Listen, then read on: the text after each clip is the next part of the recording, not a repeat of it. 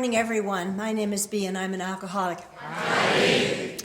And I guess I better keep with your tradition here of telling you my sobriety date is December the 2nd, 1978, and for that I'm extremely grateful.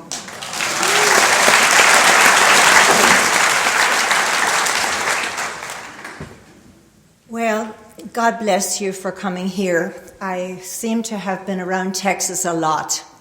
In fact, at one point I became an honorary Texan. And every once in a while I come back again so that I can get my Texan accent all mixed up with my Irish Californian one. So I'm awfully glad to be back. Now my story is a long one, and it begins from when I was 2. So if you want to take a look at me now, you'll see that this is going to be a long morning. But before I get into my favorite topic, which is myself, I want to thank Mike for inviting me. I just really felt I couldn't not come here. I was so impressed with what I had heard and read about how you extended your hospitality and your kindness and your love to the victims of the hurricane.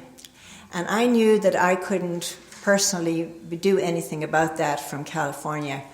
And I am so impressed and grateful for whatever you have done here for that cause. So God bless you for that.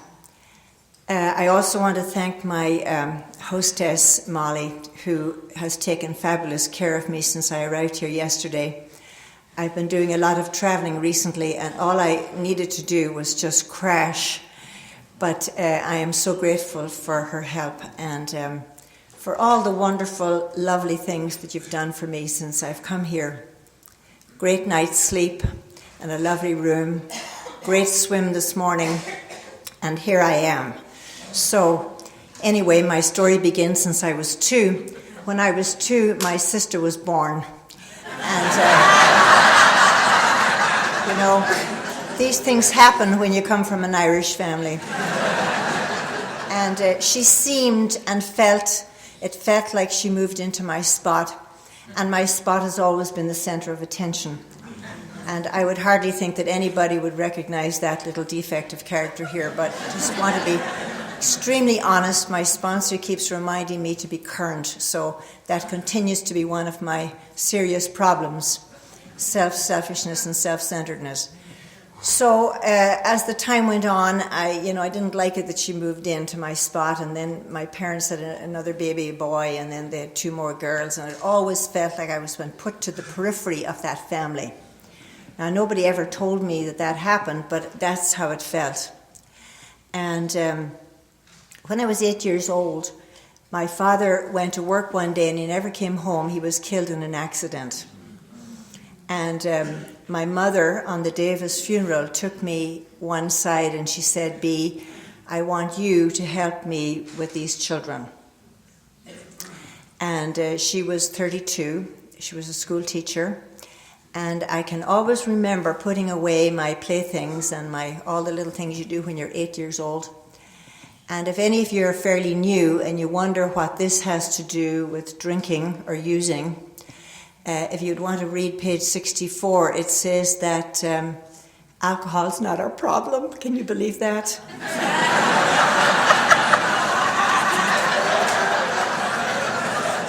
People like us have to get down to the causes and conditions. And we have to sort of look back and see what it was that set us up here and why we became these little people that turned out to be these hooligans or whatever we turned out to be. And so my mom taught me everything she knew. She taught me how to clean and cook and babysit, and she even taught me some school teachery sorts of things. And I became in charge of the universe at a very young age. And I'm thankful to those of you who've been helping me all along. I just want to acknowledge you today. I was taught how to run the show from a very young age, and in fact, on page 61, I think it says, "Is she not a victim of the delusion?" that she can wrest satisfaction and happiness out of this world if she only manages well. And I looked up the word rest once in the dictionary. It says to push and pull in a violent fashion. And so when things are not going my way and I can't get the world to shape up according to my perfectionistic dreams and specifications, I push and I pull in a violent fashion. And so when I got into my teenage years, I did what most of us do. I started trying to think about what I'd want to do when I would grow up. So what I decided to do was to become a saint.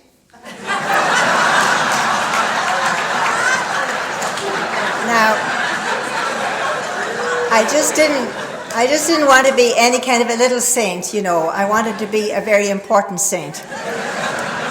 You know, one with a capital S, one that was large and significant and important. And so what I did was to become a Catholic nun. Now, somebody asked me on my way in here, are you still a Catholic nun? And for those of you who have doubts about that, I've been doing Catholic nun for over half a century. All right. And thank you.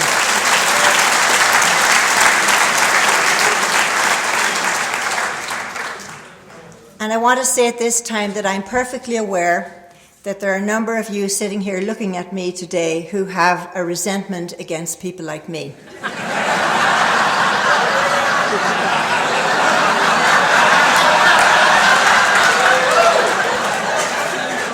And if that is so, I want to say two things. And one is that I didn't do it to you. I don't think.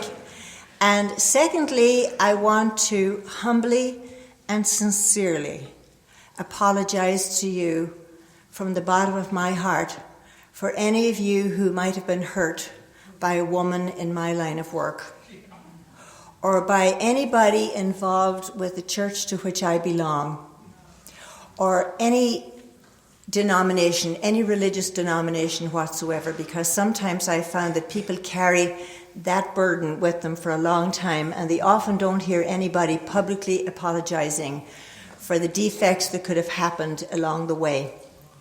And the big truth that I learned when I came to Alcoholics Anonymous is this: there are assholes everywhere.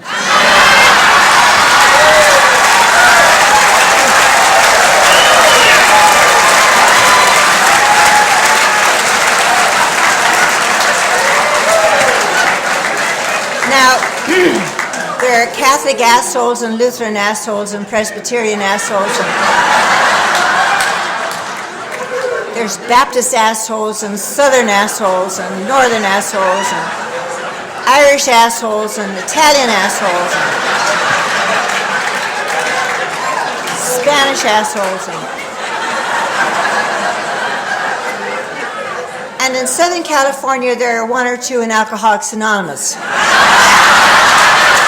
here.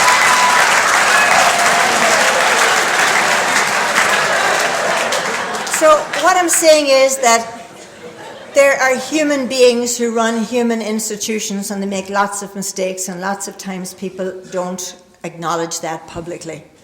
And I always take the opportunity to do that. All the popes are doing that now. I think they must have heard about me, and they decided that they might as well get with the program, so to speak. So I started into this nunny business a very long time ago, and it has been wonderful, and it is wonderful, and it always was wonderful. And believe me, when I was writing my script for my life, I never intended to become an alcoholic. Like I'm sure many of you never intended either. And so when the nuns got me, they were happy with me because I could do most things. I was very capable at a young age. And they sent me from Ireland over to England to finish my education, and I did well, and I did that, and I became a teacher, and I was teaching in England, and I was just having a great time and enjoying it, and it all seemed, the whole world seemed wonderful. And then all of a sudden, it seemed, a strange voice entered into my head, which I'm sure that maybe one or two Al-Anon people would at least have heard.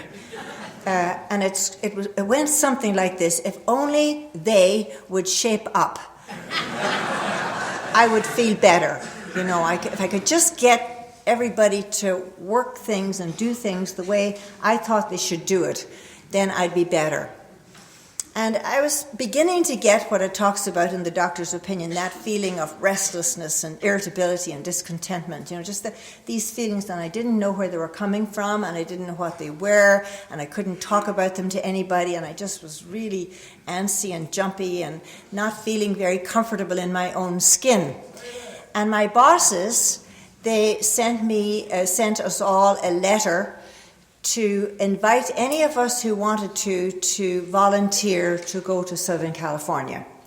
Now, I knew that I belonged in Hollywood from the word go. I mean, that's just a given. So I signed up, and I got chosen to go. And when I was leaving, I had to go back to Ireland to finish my paperwork and to do all my passport stuff and all.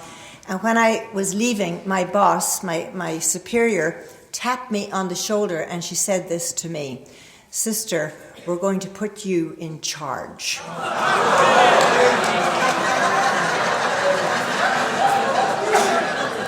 Now, there's nothing that a budding alcoholic who has not had a drink yet likes to hear better than they're going to be in charge, because you know then that everything is going to be okay. That's our basic problem, right? So I arrived in Southern California in the middle of August 1964, and I was dressed in all the nunny clothes, you know, the long black serge habit and the white linen all over my face and out to here, and a black veil. And what I remember most about that day that I arrived was very, very hot. But I was going to be in charge, so I knew that everything was going to be fine and I would get comfortable finally. And it was grand. It was wonderful for about 4 days. And after 4 days, I was to meet this man, and he was called the pastor. And he had some notion in his head that he was to be in charge, that he was the one in charge. Now, I don't know where he got this from, because I knew that I was the boss. And I started to kind of let him know this in a nice way. Now, when you don't know how to do any of this life stuff, like I didn't know then, you're very angry, or I was very angry, extremely passive-aggressive, and smiled a lot and said, "Screw you, you know. I will get you someday. Someday the day of reckoning will come."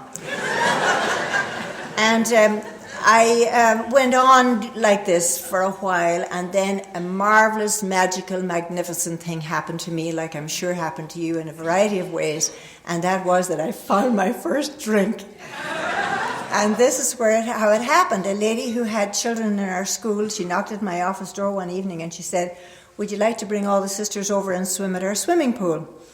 And I said, "Oh, yes, we have this terrible Santa Ana wind, and we were all hot and bothered," and so we went over. We got all piled into the big station wagon that all nuns had in those days. And some of you remember that. There were lots of us, and I was the boss of them all, so I said, "Okay, girls, let's get into this station wagon and go over and swim." And we changed into our swim clothes, and we had a great swim. And the lady who invited us, came to the side of the pool with this tray and a large pitcher and some glasses with salt on the top. And she poured this wonderful beverage into the glasses. And I remember taking a long, long gulp of this fabulous potion. And I just felt that I must have died and that I went straight to heaven. It was the greatest spiritual awakening I've ever had.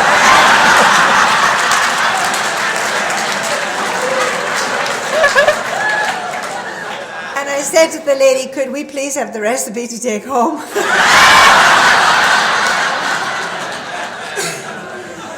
And she gave me the recipe. And I thought the nicest thing that I could do for these nunny bunnies who worked so hard because they worked for me was to whip this up on a regular basis when I could get the ingredients. Hey, you know, they worked hard, and I just thought they needed a bit of a break here and there. And my idea and their idea of a bit of a break was not the same. And I sort of detected that in the early times. I knew they didn't seem to want to drink like I did. They used to say things like, well, yes, well, let's have the little glasses. You know, I mean, so boring to drink with. If you ever think of drinking again, don't drink with nuns. They're just really boring.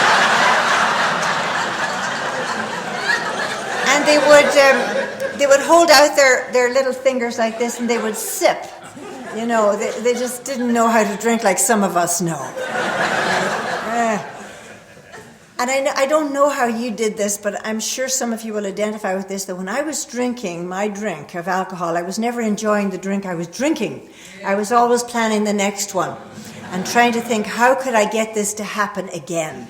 And how can I save my face and not let anybody know? And oh, God, it was so hard. And when I heard Todd saying he got sober in 1979, I was thinking, well, we probably would have been drinking those same years. And where were you anyway? You could have helped me out a bit. Oh, and I think, you know, of the men and women I know in the program who kind of have the same amount of sobriety as I have and think they're even in my same town, and I was thinking we could have had a ball.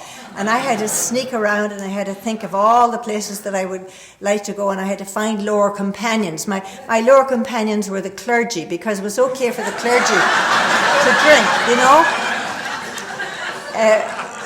They always seemed to have plenty of it around, so I had to stick close to them, and I didn't even like them or anything, you know, but just do things that you don't want to do because you have to have your alcohol. And one of my favorite places for drinking was Mexico. And we're about 2 hours from the Mexican border there in the Baja Peninsula. And this man who owned a trailer in Mexico, he and his wife, they weren't using it very much, and he said to me one day, you know, we'd love for you guys to use this because we hardly ever go down there anymore, and it's there, and you might as well take advantage of it. And he came to the convent one day and he handed me the keys, and he handed, I can still see them. He said, this is the key of the front door, this is the key of the cabana, and sister, this key is the key of the liquor cabinet, help yourself. And I remember saying, praise God from whom all blessings flow.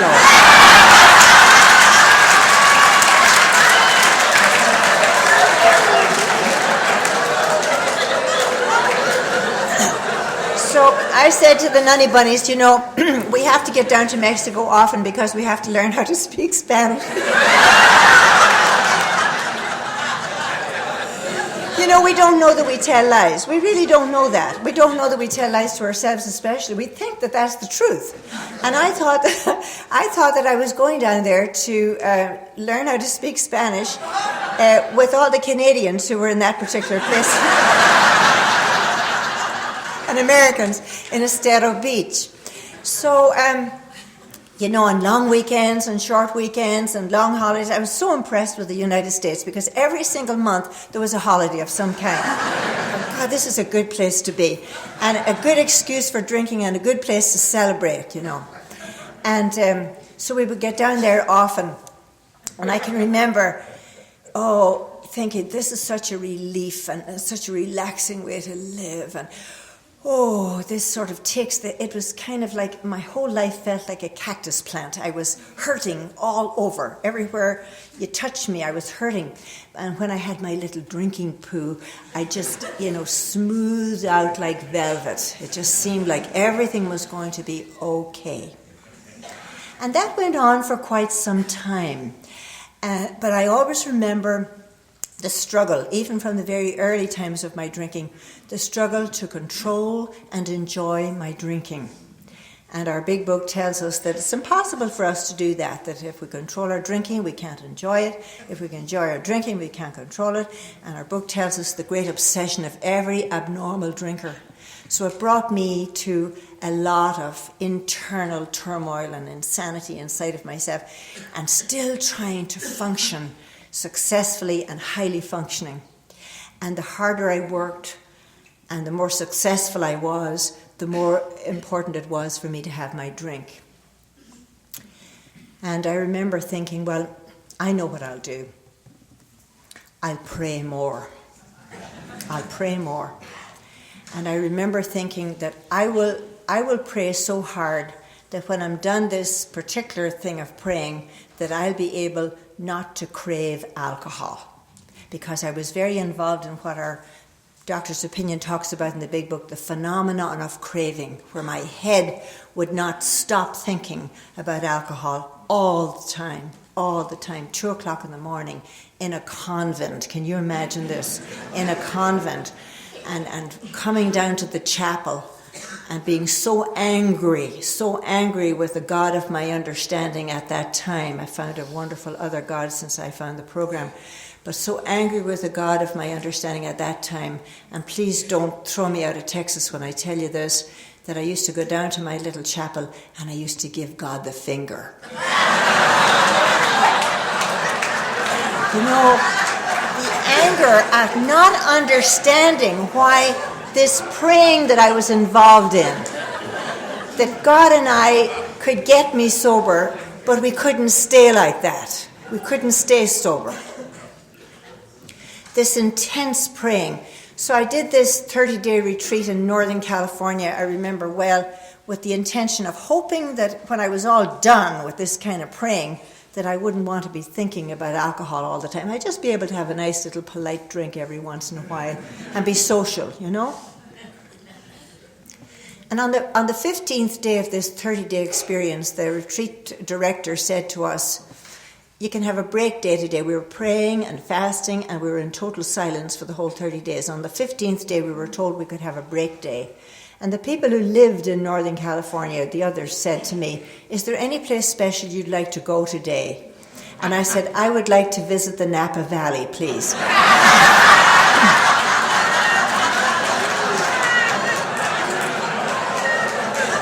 Now, for those of you who don't know this, the Napa Valley is where all the wineries are.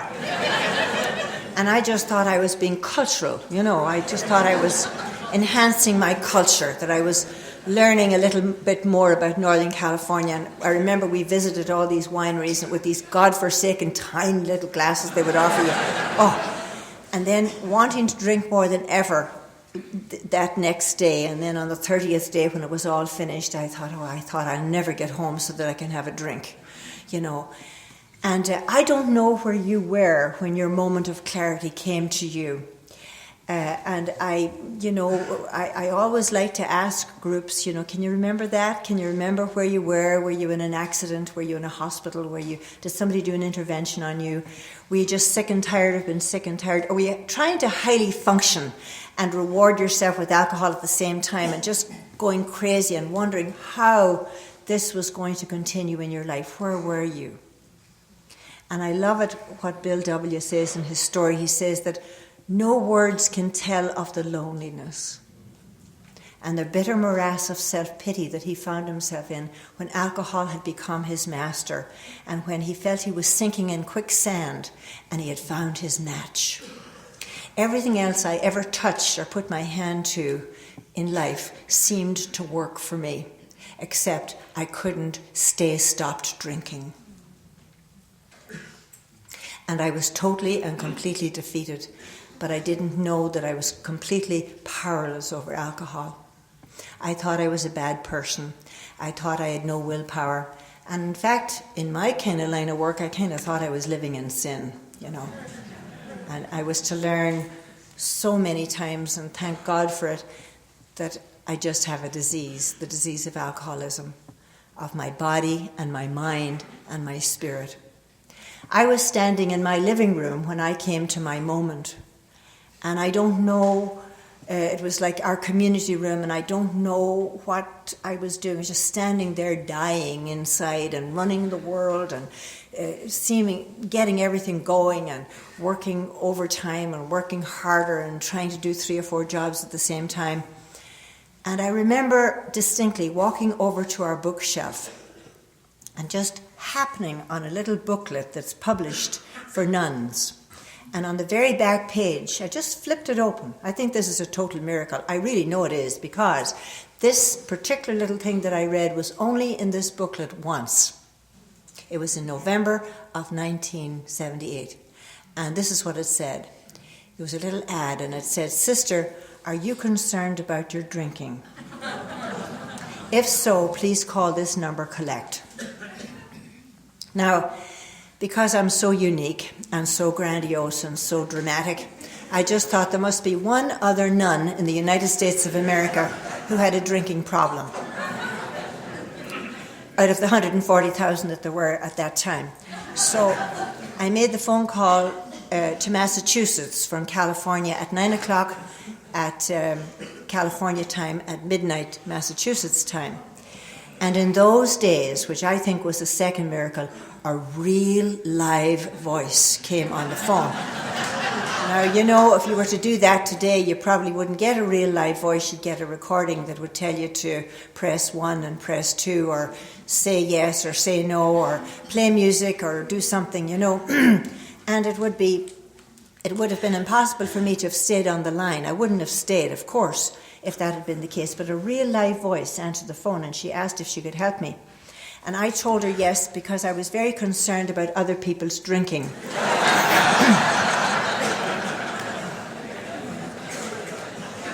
And that I saw the ad in this little booklet. And I was concerned, and I was moving jobs, and that was true. I was moving from being a school principal into a other highly prestigious job. And I was concerned about all these people that I was going to be working with and that were going to be drinking, and how was I going to help them and all of this. And I just thought, if I told her this, I'm sure none of you ever told lies. You're awfully truthful looking to me. From here you look very saintly, in fact. And so she listened to me, and she said yes, she could probably help me. And she said she would send me some literature, and she'd send me some material on facilities that there were all through the country, etc., etc., etc. And this particular place I called happened to be a facility for priests and nuns and bishops and all sorts of dignitaries in the church who had a drinking problem. And she told me all that, and I was listening hard. And then she said this to me. She said, "Sister, would you like to tell me a little bit about your own drinking?"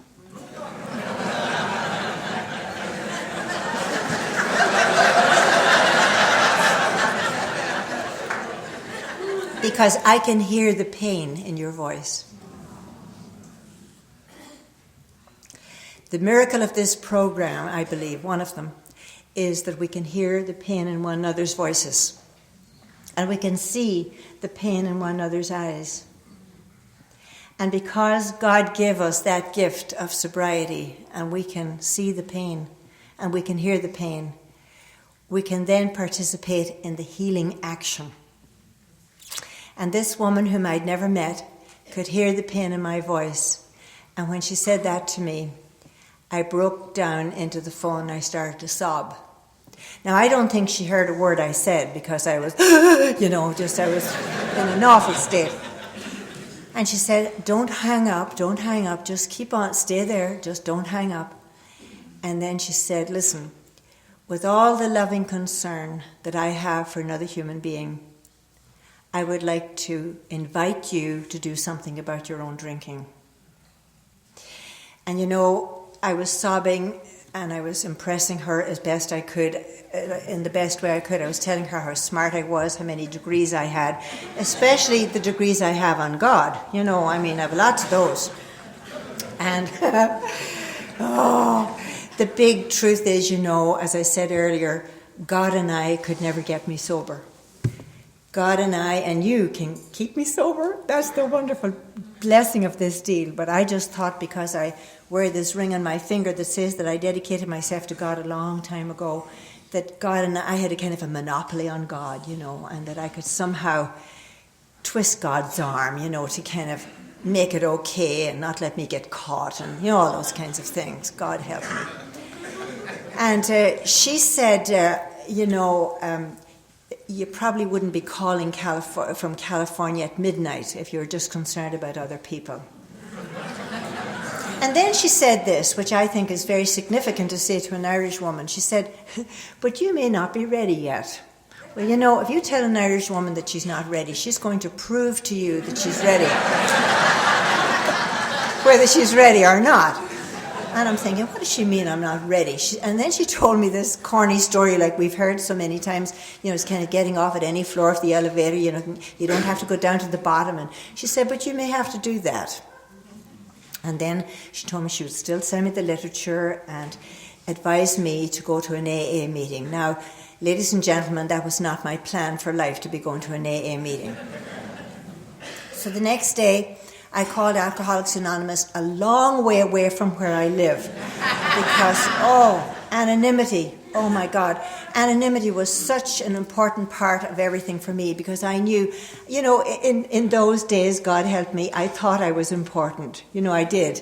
I thought everybody knew me and I was kind of known in the area a lot, and I thought, oh my goodness, I'm going to meet somebody that I know, or I'm going to meet a kid I once taught, or maybe a mom or a dad, and how am I going to do this? So at that time we were wearing kind of nunny clothes, modified nunny habit, and I remember changing from my nunny clothes into regular clothes, and I put on some green eye makeup. 27 and a half years ago I was gorgeous, and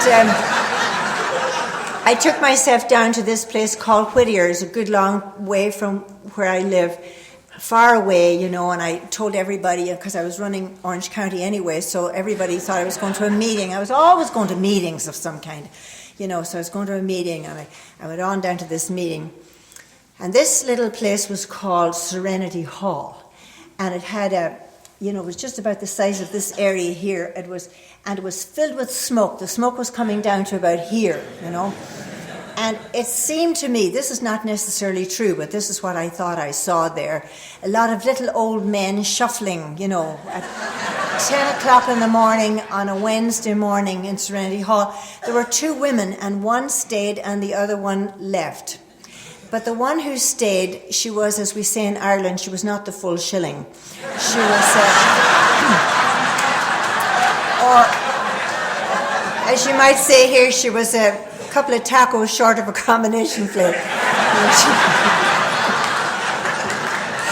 She was, shouting at the wrong time and clapping at the wrong time, and she was just crazy. And I'm thinking, oh dear Lord, what am I doing here? And then there was a fellow, you don't know stuff and you wouldn't ask anybody, and I didn't know, I didn't know anything, I didn't have a clue. And then there was a fellow sharing from the podium, and there was a podium with the Serenity Prayer all draped down the front, and he was sharing his experience, strength and hope with us. And I remember listening intently, because I thought he was the boss of Alcoholics Anonymous. I thought he was like the president, or something, and that I would have to get special information from him as to what I could do about myself and all. Well, as I listened to his story, I was just fascinated, because he was using words that I was not familiar with on a regular basis, in the convent all day, every day, His vocabulary was very interesting to me. He was using a word that begins with sh. And then he graduated into another one that begins with f. Now, he was using the f word in sentences, and he was using it with ER at the end, ING at the end, ED at the end, and on one occasion he used it with the word mother before.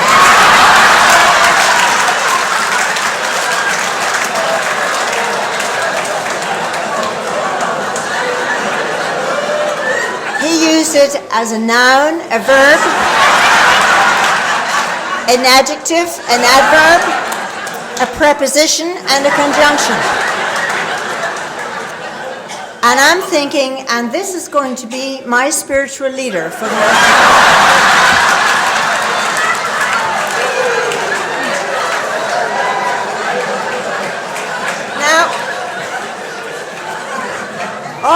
I just did not know what I was going to do about this. And I thought, I don't think I belong here. These people are not my sort. And I got in the car to go home after we said the Lord's Prayer. And I was crying because I didn't know what to do. I didn't know where else I could go, and I didn't know of any place else I could go. And at the stop sign, like some of us do sometimes, I looked at myself in the mirror. And this eye makeup that I put in my eyes, the ladies will identify with this, was rolling down my face. And I said the shit word.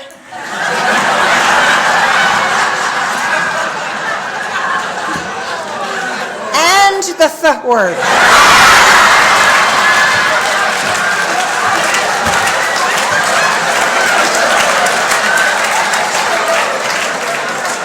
All the way home to the convent. Now, I'm not advocating this necessarily, but I'm telling you that if you're angry, and if you also have the disease of arrogance, this Irish disease of arrogance, where you think you know a little bit better than everybody else, you know, it's a pretty sad situation to be in. Now, I just want to say this to you. If there's any man or woman in this room this morning who is struggling with this program and who doesn't understand the word surrender, I come from the north of Ireland, and the graffiti on the wall that we would see would be no surrender. If you surrender in the north of Ireland, you're weak. You know what I mean? You either win or you get killed. You know, that's just the way it is. It's just, you know, you don't surrender. It's in my bones not to surrender. And I just thought that was a good thing. And so if there's anybody here who has a problem with letting go or surrendering or following directions, I want you, whoever you might be, to know that I love you the best. Because I really, really understand what it feels like not to want to do this deal. I really do. I thought, in my terrible arrogance, I thought there might be some special, holy, nunny, unique way to do this deal. And I'm telling you that I kept going to Alcoholics Anonymous and not drinking. Because you see, they were basically saying at these meetings that I was attending, they were saying 5 things. They were saying, don't drink. Well, actually, that's not really the way they said it there, and I don't know if you've ever heard it this way. They had a kind of a chant, they'd say, don't drink no matter what, even if your ass falls off. You know. And then, there was one woman, and she used to say, and if it does, put it in a bag and take it to a meeting. Oh. And I'm going, you know, please, you know. I'm educated. And I really don't think I'll be putting my ass in a bag and taking it to a meeting. You know, I just didn't think that that was the answer to my ills, honestly.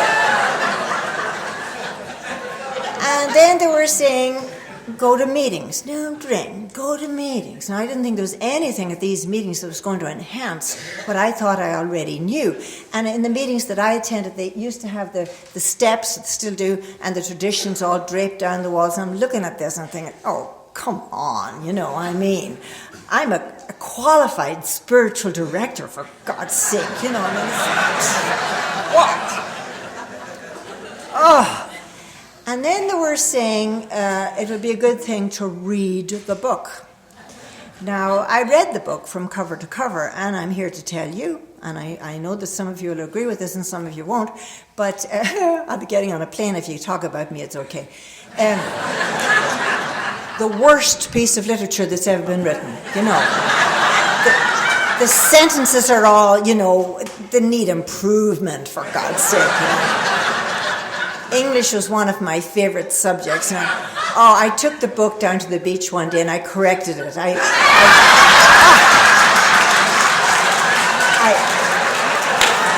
Do you ever notice the commas and the semicolons, and it needs a lot of work. So I took it down to the beach and I corrected it and I brought it back to Serenity Hall.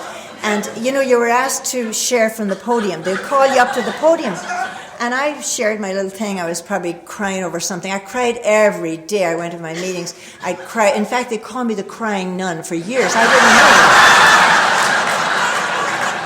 know. And then when I'd finished saying my little thing, I had the book and I said, this book is very poorly written and I'm an English major. So I corrected it, and anybody who would want to see this after the meeting, I would be happy to share this with you. And they all said in a chorus, "Keep coming back, Bea."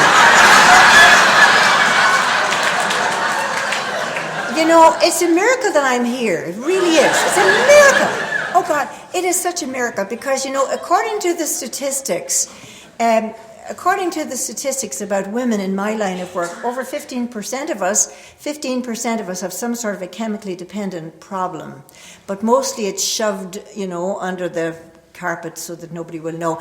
And according to the statistics, less than 1% of us is getting any kind of help. So it's a miracle. It's a total miracle because I didn't want to do anything that was asked of me. And then they were talking about getting a sponsor. Getting a sponsor. What I did was I interviewed some women, see if they met my high standard here, And then I hired them on temporarily, and then I let them go when they weren't doing what I thought they should be doing, it was such a hard time. And then they were talking again about the steps, work the steps. And I thought, I'll never do this. I will never, ever do this, but I won't drink. And the only reason I didn't drink was because I knew they'd know, especially the women. The women were so nosy and so curious. "Bea, where are you from? What do you do? Where do you work?" I remember I said to them, "This is an anonymous program, and I don't share this with anybody." God, it's so embarrassing for me even to think back about what it was like for me. It was terrible. Ladies and gentlemen, the miracle happened. The miracle happened one day when an older man in the program said to me on my way into Serenity Hall, he said, "Bea, we've been noticing you're always very upset and you're very unhappy." And he opened up the big book to page 133 where it says, "We are sure that God wants us to be happy, joyous, and free." And I talked his ear off for about 25 minutes, and I told him why this program was not theologically sound. It was not, and it was certainly not psychologically sound. I studied psychology, and I told him all this, and he just nodded and listened, he was very kind. And he said, "Bea, I'm going to tell you something that will help you and will change everything for you if you just do this one little thing." And I was in such emotional pain. I would imagine some of you know what emotional pain feels like, before and since the program. And when I was in that deep emotional pain, and when I get into emotional pain in sobriety, I use this recipe that he gave me, and it never, ever fails, ever. This is what he said. He said, "Go home to your convent and ask God for the willingness to change everything about you on the inside." Now, I knew that this would never work. I just knew that it would never work.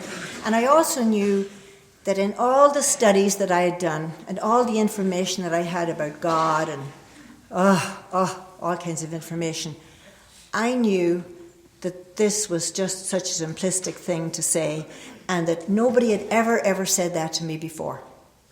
So I decided I would try this. Now, of course, I expected an immediate miracle. I expected an angel to appear to me, or a burning bush, or a rainbow, or something, for God's sake.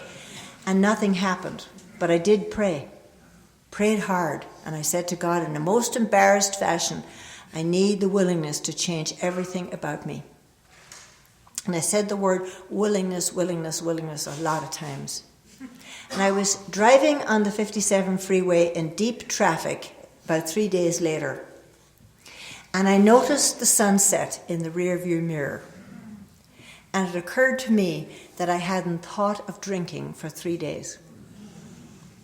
And I knew at that moment that the merciless obsession to drink alcohol had been removed from me, and that the miracle had happened.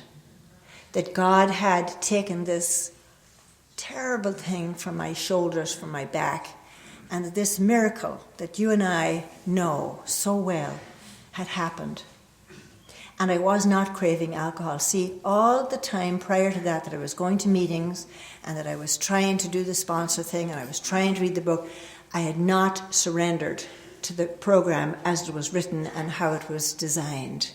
I was hoping that there was other way that I could do this. And when I came to the realization that the mercy had been lifted from me, everything changed.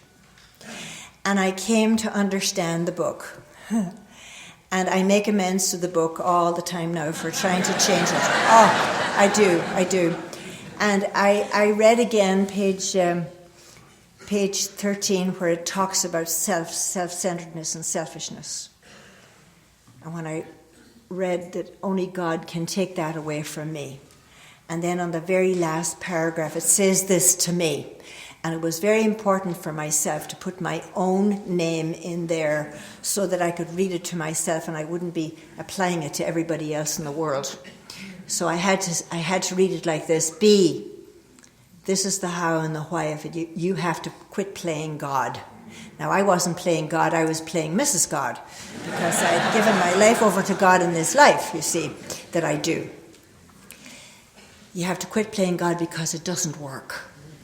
And hereafter, in this drama of life, God has to be your director. He's the principal, you're his agent. He's the father or the mother, and you're the child.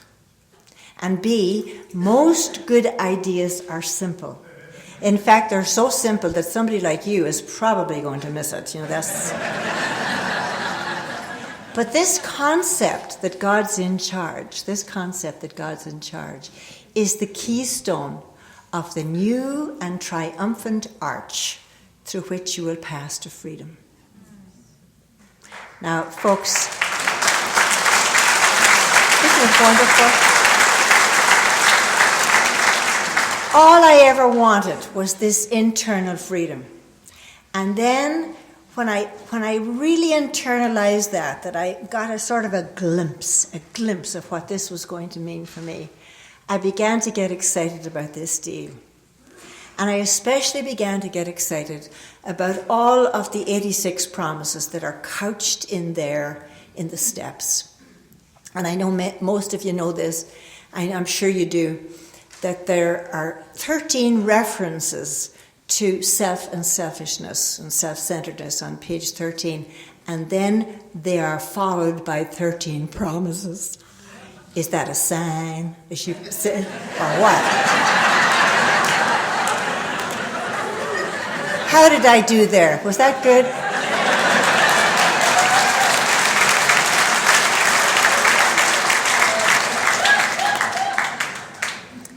And they go on, they rattle on and say, B, honey, darling, if you sincerely take this position, all sorts of remarkable things will follow. All sorts of things. And I think the remarkable things are relative to our experience. When I can involve myself with an entire psychic change. You see, I thought everything had to be huge and dramatic. An entire psychic change for me is when I can keep my mouth shut. When I don't have to win an argument. When I don't have to be on top. When I can do what my sponsor suggests. When I get into the fray, when you really love being right. When I can do, oh, okay, really. These noises that she teaches me, they're absolutely inane. How can they work? You see, I think that I have to be in there fixing it all, and I don't anymore. All sorts of remarkable things happen, and God will provide what I need if I stay close. These are all the promises. If I stay close to God. And I'm thinking, well, I kind of thought I was. I thought I was close to God. And I asked somebody that once. And I said, and the next piece says, and perform his work well. And I'm thinking, I'm trying to do God's work. And I am trying to stay close. So what does that mean for somebody like me? And I was to learn the huge deal that it says on page 55 that I didn't know. I didn't know that I was to find this God that I have today deep. It doesn't say just down within. It says deep down within. So that has meant for me that I have had and continue to wade through my character defects. And I have to go way down into whoever this woman is in the depths of me. And it's continuous. And more is revealed all the time. I hoped at some point that there would be a day where I could say, well, stick a fork in me, I'm done. I'm graduated. I have a handle on this thing. And what I know now is that it's ongoing. And I'm so I keep finding the great reality deep down within, because in the last analysis, our book tells us, it's only there that God can be found. Now, I was looking for God everywhere, in all sorts of different ways. And really, there's no wrong or harm in that. But for people like us, we have to go deep down within. And this is why our steps are absolutely important. That we just cannot rely only on the fellowship, or only on the externals, or only on not drinking. See, I go all over the world doing this ministry. I do retreat ministry as well as this, all over the world. I go to other countries, and I have to say this because it's the truth, that I've met men and women in recovery who have just stopped drinking. I have. And I have just stopped drinking. And they're still angry, and they're still in resentment, and they're still in fear. Now, I'm not making any, taking anybody's inventory there. But what I want to say is that because I have the disease of more, M-O-R-E, I want this whole deal. I want to get whatever pieces of joy and forgiveness and everything that there is available to me through the steps. And there continues to be more and more and more. So I was to find the 13 promises in step 3, and I'm always, when I get discouraged or when I'm having a kind of a down day, I go back and I read that. Page 63 is just absolutely wonderful, that God will provide what I need if I stay close, and that I become conscious of God's presence, and I lose my fear of today and tomorrow and the hereafter, and I'll be reborn. I'd be like a newborn baby, all ready to begin all over again. And then after I did my inventory, and it took me ages, and my first inventory was really dishonest, so I encourage any of you who haven't done an inventory, write something down for God's sake. Get something out. Get the first layer off. So, because it's important to get the first layer off so you can get the courage to go down a little bit more deeply. And the 6 promises that are in step 4, especially the one after the fear prayer. The fear prayer goes like, God, remove my fear and direct my attention to what you would have me be. Page 68 reminds us that we're on a different basis. We can no longer continue to be and to do things in the way we used to. So we have to be different. And the minute we say the fear prayer, it's just incredible. In the second last paragraph, it says, at once. I love that because the program is so slow. Every once in a while, it gives us a little bit of speed. I love the part where it speeds up because nobody can keep up with me. So it says, as soon as we say the fear prayer, at once we commence to outgrow fear. And then when I did step 5, and I continue to do the steps all the time, the first one is, when we do this, we'll be delighted. And the marvelous deal for people like us who are so ashamed and so embarrassed and so filled with guilt, we can look the world in the eye. And we feel as though we're walking on the broad highway, walking hand in hand with the Spirit of the universe. What a gift we've been given. What a gift. And then, of course, we're very familiar with the promises at the end of steps 8 and 9. Where, I remember on the first Christmas day that I got sober, I remember running out of the convent and telling the nuns that I was going to feed the poor, but I was going to an AA meeting. And they read the promises at the meeting. And we're going to know a new freedom and a new happiness. We will not regret the past or wish to shut the door, and we will understand the word serenity. We will know peace, no matter far down. And every time they read a promise, I said in my head, when? We will intuitively know how to handle situations that used to baffle us. When? We will suddenly realize that God is doing for us what we could not do for ourselves. When? And I'm here to tell you that every single one of those promises have been realized for me over and over and over again. It's such a magical, magnificent deal, this thing that we've been given.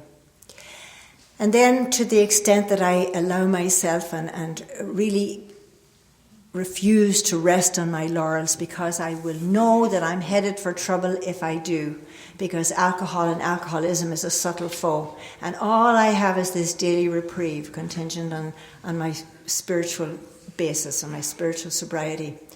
And I forget that, and I would love at a time. You see, I forget everything except I go to meetings. I can tell other people all kinds of things, but except that I go to my meetings and I have a sponsor for myself, and I do a lot of writing and I do a lot of inventory, I can't do anything. I can never answer my own questions. Never. Now, I do this kind of stuff all over the place, and for myself, I can do nothing. Really. I always had, and my sponsor says things like, "Oh, B, that just sounds like fear." And if you were to tell me something similar, I would probably tell you, "Oh yeah, that sounds like fear." But never for me. I never know for myself. That's why I have to be very, very close to the program for me. And I have to go to lots and lots of meetings. I try to get in at least 4 to 5 meetings a week, at least, for myself. And then every weekend I'm on the road. So it's, somebody said to me, as long as you make this a priority, and this has to come before all else there is. This has to come before my nunny life, before my Catholic life, before any life. The doing of this program has to come first. And then this God thing in step 11, this conscious contact with God that I thought I had. I think I had my first real experience of God when I read the top of page 76, where it said the 7th step prayer, where it says, "My Creator," and Molly and I said, we prayed together in the room before we came here today, we said the 7th step prayer, "My Creator, I'm now willing that you should have all of me, good and bad." I think God said, "B, are you sure?" I think God said that. Are you sure you don't have to be perfect or good for me anymore? You see, I had the kind of a God that I had to be proving myself to this God. And we all have had a variety of images of God and ideas of God, and some people had no God at all. I often say that the people who had nothing at all in their heads about God were probably better off than I was, because I had too much about God. And I felt God was, sort of checking me off as to how well I would perform. And I tell people these days, yes, if you came from the school where God is watching you, God is watching you, God has got his eyes on you, I want to tell you that that's true. God is watching you because he can't take his eyes off you. God is crazy about every man and woman in this room. And I didn't know that until I took step 7. I didn't know that. I thought that I had to prove something or be something, or grace was earned or merited. Or I heard somebody say the other day, the whole stance or attitude of meritocracy, where I had to earn everything. And now I know that God only wants me to be happy, joyous, and free. I know that now. And I heard God saying, "Are you sure, B? Are you sure it's okay for you to be right or wrong or true or false or not so good? And some days good. It's okay for you just to be full-time B." Now that's what I learned through people like you, pointing this deal out to me on a regular basis. And the promises of step 11, that I will intuitively know how to handle situations. That's from steps 8 and 9. But what used to be the hunch or the occasional inspiration will gradually become a working part of my mind. That I can count on that. I can count on God helping me to develop my intuitive self on a regular basis. I can count on that as long as I stay with you. That's the bottom line for me, as long as I stay with you. I can't go off out there on my own and think I can get it through some other way. I have to get it through the program of Alcoholics Anonymous. Now, don't ask me, ladies and gentlemen, how this deal works. I have no clue. I just know that we get to carry the message in a variety of ways, and obviously you've done a fabulous job this weekend here through this wonderful conference. We get to carry it through sharing, by being on a committee, by stretching our hands out to newcomers, by participating in meetings, in a variety of ways. And when I say that, I always think of a couple of lines that I read one time in Shakespeare's play King Lear. And King Lear is talking to his daughter just before they're both about to go to prison. And he says this: "So we laugh and we'll pray and we'll sing. And we'll tell old tales and we'll look at gilded butterflies and take upon ourselves the mystery of things as though we were God's spies." And I believe in Alcoholics Anonymous, we get to be God's spies. We get to watch one another recover. We get to watch one another in pain. And we get to watch and celebrate with one another in our times of joy. And we become God's spies. And we have the magnificent gift of being able to spread this deal all over the world, which in my opinion is the greatest movement in our century, I think, the program of Alcoholics Anonymous. And how the people ever knew in those early days of what this would mean, and how these two men and their wives got this deal together to make weekends like this possible is just beyond our comprehension. But I encourage you to go deeply into this deal, because it's worth every pain, every step you take. It's worth every piece of uncomfortability, and the reward will be loads and lots of joy. And I wish all of it to you, and I wish all of you every single blessing possible. Thank you. God bless you.